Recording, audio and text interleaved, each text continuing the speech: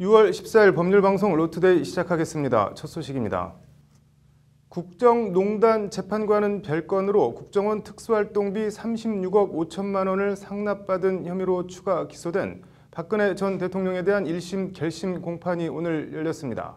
검찰은 제왕적 착각에 빠져 국정원을 사금고로 전락시켰다며 징역 12년에 벌금 80억 원을 구형하며 추징금 35억 원을 재판부에 함께 요청했습니다. 국정농단 사건으로 1심에서 징역 24년을 선고받은 박 전 대통령 형량은 어떻게 되는 걸까요? 김정래 기자입니다. 박근혜 전 대통령은 재임 기간 이재만 비서관 등 문고리 3인방을 시켜 국정원 특갈비 35억 원을 상납받는 등 국정원에서 36억 5천만 원을 상납받은 뇌물 혐의입니다. 이에 대해 검찰은 오늘 징역 12년에 벌금 80억 원을 구형했습니다. 또 직접 수수에게 해당하는 35억 원 추징도 아울러 재판부에 요청했습니다. 이 사건은 전형적인 권력형 비리로 국정원을 사금고로 전락시켰다. 국민에게 부여받은 권력과 권한을 남용해 사유하고 부도덕한 결정으로 법치주의를 훼손했다. 헌정 질서를 유린하고도 반성하거나 책임 있는 모습을 보이지 않고 측근의 책임을 전가하고 관행으로 정당화하고 있다는 것이 검찰 구형 사유입니다. 박 전 대통령 국선 변호인은 이에 대해 박 전 대통령은 정부기관 예산에 대한 전문 지식과 기획 능력이 없다. 문제가 없다는 비서관들의 말을 신뢰한 것일 뿐이다. 당시 현실인식의 한계를 헤아려 달라며 재판부에 선처를 호소했습니다.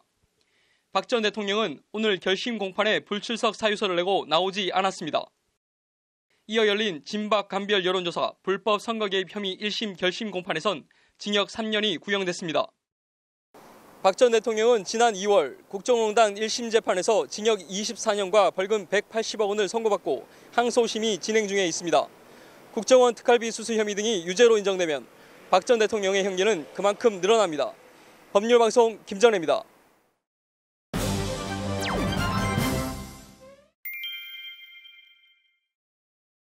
네, 6.13 지방선거는 끝났지만 끝나지 않은 게 있습니다. 바로 선거사범 수사인데요. 로인사이드 정순영 기자 나와 있습니다. 정 기자, 네. 이번 6.13 지방선거 전체 입건 선거사범 수가 어느 정도나 되나요? 네.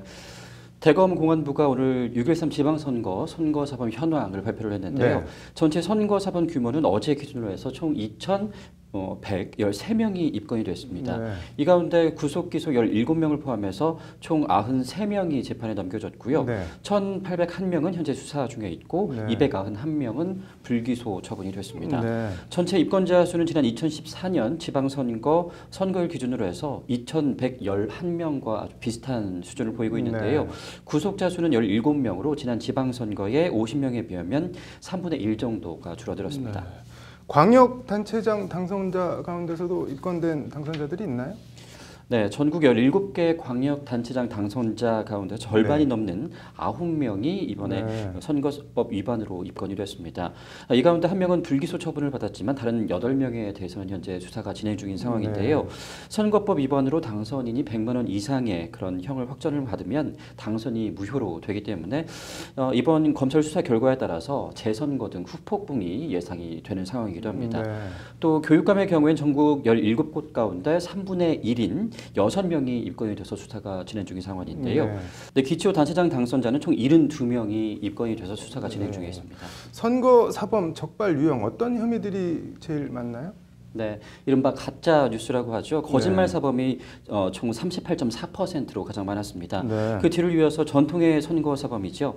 군품 사범 18.2%, 여론조사 조작 사범 5.9%, 공무원 선거 개입 사범이 3.4% 순 등으로 나타났습니다. 네, 가짜 뉴스 등 거짓말 사범이 제일 많은 게 눈에 띄네요.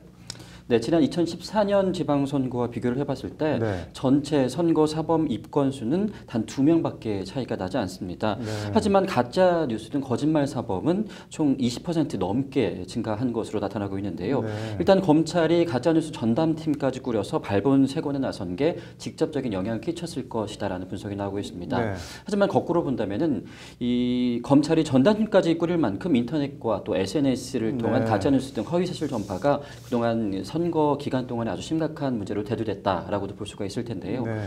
특히 전국 단위 선거인 대선과 총선과 달리 지방선거의 경우에는 언론을 통해서 제공되는 정보가 상대적으로 적을 수밖에 없기 때문에 네. 이와 같은 가짜 뉴스가 기승을 부릴 수밖에 없는 그런 상황이었다라고도 볼 수가 있겠습니다. 네. 대검의 한 관계자는 유권자들의 민의를 왜곡하는 가짜 뉴스 등 거짓말 사범 및 여론조사 조작 사범에 대해서는 과학 수사 역량을 총동원해서 철저하게 수사하겠다라고 강조하기도 했습니다. 네. 앞으로 수사 일정 등은 그럼 어떻게 되나요? 네, 선거사범의 경우에는 공소시효가 6개월인데요. 네. 검찰은 선거사범 수사를 위해서 공소시효가 만료가 되는 12월 13일까지 비상근무 체계를 유지를 하면서 네. 수사와 기소에 만전을 기하고 선거 범죄를 뿌리 꽂겠다는 입장을 밝히고 있습니다. 네. 모쪼록 그게 누가 됐든 뭐 범죄 혐의에 대해서는 철저한 수사와 기소 그리고 공정한 재판이 이루어졌으면 좋겠네요. 오늘 잘 들었습니다. 다음 소식입니다. 어제 치러진 지방선거와 국회의원 재보궐선거는 여당인 더불어민주당의 압승으로 끝났습니다. 관련해서 오늘 판결로 읽는 헌법은 공무원은 국민 전체에 대한 봉사자라는 헌법 제7조에 대해 얘기해 보겠습니다. 지난 2011년 2월 국가인권위는 계약직 조사관 강모 씨의 계약 연장을 거부하는 방식으로 강 씨를 해고합니다.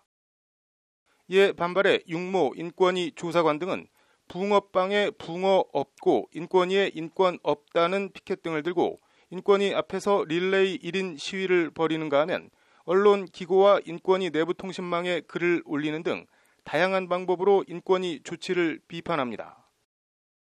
인권위는 국가공무원법이 금지하는 집단 행위 등을 했다며 6조사관 등 11명에 대해 정직 등 징계 처분을 내립니다. 국가공무원법 제66조 제1항은 공무원은 노동운동이나 그 밖에 공무 외의 일을 위한 집단 행위를 하여서는 아니 된다고 정하고 있습니다. 또 국가공무원법 제63조는 공무원은 품위가 손상되는 행위를 하여서는 아니 된다고 품위 유지 의무를 적시하고 있습니다. 공무 외의 집단 행위를 하여 공무원의 품위를 손상시켰다는 것이 당시 인권위의 징계 사유입니다. 이에 6조사관 등은 해직된 계약직 동료를 위하여 점심시간에 1인 시위 등을 벌인 게 어떻게 징계 사유가 되냐며 인권위를 상대로 정직 처분 등 징계 취소 소송을 냅니다. 1, 2심 재판부는 그러나 6조사관 등의 주장을 기각하고 원고 패소 판결합니다. 원고들이 사전에 공모하여 릴레이 1인 시위, 언론 기고, 내부 전산망 게시, 피켓 전시 등 집단적으로 이 사건 행위를 하였다는 것이 1, 2심 재판부 판단입니다.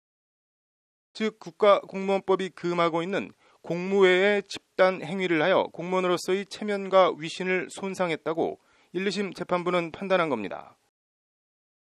지난 4월 대법원 판결이 나왔는데 대법원 판단은 달랐습니다. 원고들은 점심시간을 이용하여 1인 시위를 하였고 언론 기고가 일과 시간 중에 행하여졌다고 볼 뚜렷한 증거도 없다.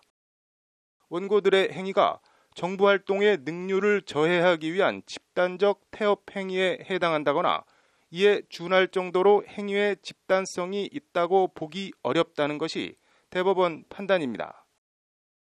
한마디로 1, 2심이 있다고 본 국가공무원법이 금지하고 있는 집단 행위는 없었다는 게 대법원 판단입니다.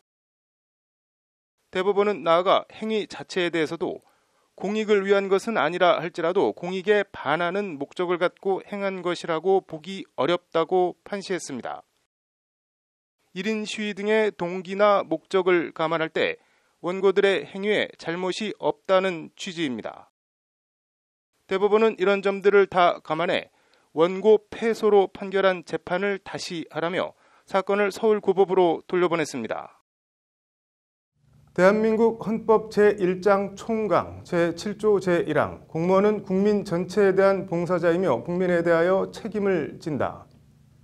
선출직과 직업 공무원은 위치나 신분 등이 조금 다르긴 하지만 국민 전체에 대한 봉사자이자 국민에 대하여 책임을 진다는 헌법 정신에 있어선 한치도 다름이 없을 겁니다.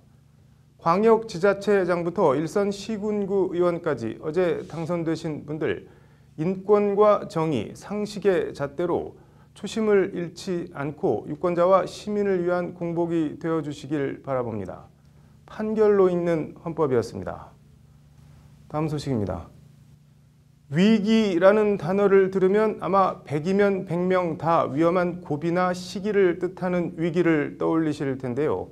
우리 민법에도 이 위기라는 단어가 나오는데 익히 아는 위기와는 전혀 다른 한 번도 들어보지 못한 뜻의 위기라고 합니다. 어떤 뜻인지 보시겠습니다. 위기의 민법. 법률방송 법률용어 이제는 바꾸자. 신세아 기자입니다. 6.13 지방선거가 집권여당의 싹쓸이 압승으로 막을 내린 가운데 포털에서 선거와 위기라는 키워드로 기사를 검색해봤습니다. 위기의 한국당, 위기의 보수 식의 제목을 단 기사들이 죽듭니다. 위기, 위험하거나 어려운 상황이나 처지, 일반 시민들도 당연히 위기하면 이런 뜻으로 알고 있습니다. 위기는 기회라고 들었어요. 리스크가 있는 상황 이렇게 들었어요. 민법 제299조 위기에 의한 부담 면제 조항입니다.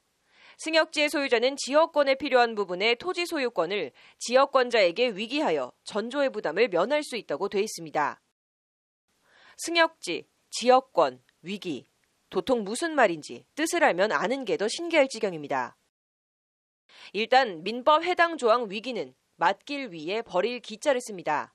한자 그대로 해석하면 맡기어버리고 돌보지 않음 정도의 뜻이 됩니다. 한자를 알아도 무슨 뜻인지 종잡을 수 없기는 마찬가지입니다. 그거 잘 모르겠는데 위기? 이거 위말 위자에다가 포기한다는 기자인데 이런 건 안 쓰는데. 토지 소유권 등의 단어가 나오는 걸로 봐서 부동산을 사고 파는 것과 관계된 조항인 것 같은데 부동산 중개업소를 찾아 중개업자에게 해당 조항을 보여주며 이 위기라는 단어를 아는지 한번 물어보겠습니다. 오래돼서 잘 기억이 안 나는데. 혹시 처음 보신 거? 네, 잘 모르겠어요. 심지어 오는 8월 국회에 쉬운 우리말로 전면 개정한 민법 개정안을 내겠다는 법무부 담당 관계자도 이 위기가 무슨 뜻인지 어디서 온 말인지 알지를 못합니다. 저도 근데 그 단어의 유래나 그런 거에 대해서는 저도 명확하게 알고 있지는 못하기 때문에. 검은 것은 글자요, 흰 것은 종이라고 해도 조금 더 과해 보이지 않는 황당하고 어려운 법률 용어. 이제라도 좀 알기 쉽게 바꿔야 하지 않을까요? 법률방송 법률용어 이제는 바꾸자. 신세아입니다. 사람의 얼굴을 하고 있지만 짐승의 마음을 가지고 있다. 오늘의 판결은 유명 성악가라는 사람의 인면 수심, 미성년자 동성 제자 성폭행 혐의 판결입니다. 공중파 예능 프로그램에 출연해 성악가를 꿈꾸는 청소년들의 멘토 역할까지 할 정도로 성악계에서 이름이 알려진 A씨라는 사람이 있다고 합니다. A씨는 방송을 계기로 알게 된 B군을 키워주겠다며 후원 제의를 했고 지방에 거주하고 있던 B군은 상경의 A씨 집에서 생활하면서 고등학교를 다니며 성악 공부를 하게 됐다고 합니다. 장밋빛 미래를 꿈꿨을 B군의 꿈은 그러나 거대한 악몽으로 바뀌었습니다. 검찰 공소장에 따르면 A씨는 2014년 10월에서 11월 2달간 3차례에 걸쳐 B군을 성폭행합니다. A씨는 여기서 그치지 않고 자신의 집을 찾아온 B군의 친구와 동생까지 강제로 추행합니다. 지난해 뒤늦게 이런 사실을 알게 된 B군의 아버지가 경찰에 관련 내용을 신고하면서 사건은 수면 위로 떠올랐고 A씨는 지난해 12월 구속됐습니다. 아동 청소년의 성보호에 관한 법률 위반 등 혐의로 기소된 A씨에 대한 서울중앙지법 1심 재판부 판결이 오늘 나왔는데 재판부는 A씨의 혐의를 모두 유죄로 판단하고 징역 7년을 선고했습니다.